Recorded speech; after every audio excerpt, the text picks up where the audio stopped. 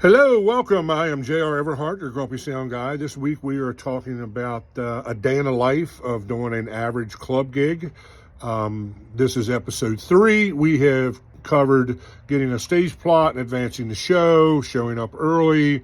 Yesterday we talked about the walkthrough when you first get to the venue, how you need to walk the venue, negotiating what power is going to look like and where that's going to come from.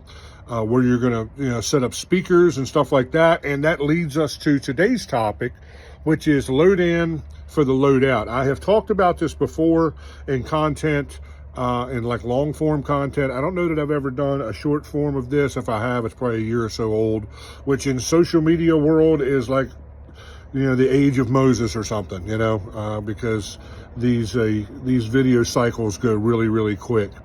So what I mean by load in for the load out is lay your cabling in a manner to where you don't have to have a big knot at the end of the night, that you have to untangle in order to get, loaded out. Put your speakers in a place where our local air guard is paying us a visit here. Place your speakers in a manner to where you can get to them and get them out while you're waiting for the band to load out, and kind of get out of your way.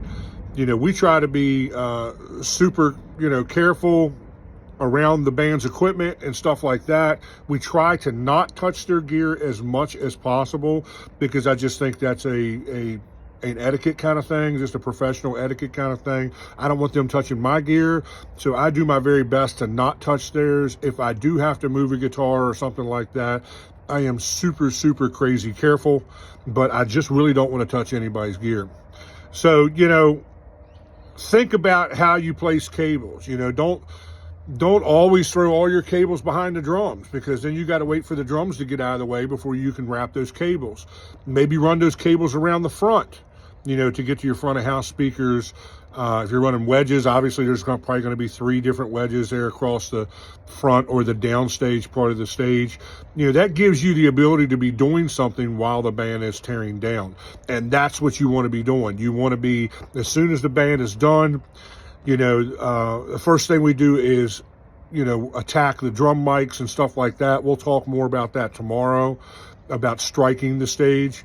But really, it's just about putting things in a manner to where you're thinking ahead. You're thinking 3 chess moves ahead so that you can load out in an efficient manner while the band is breaking down.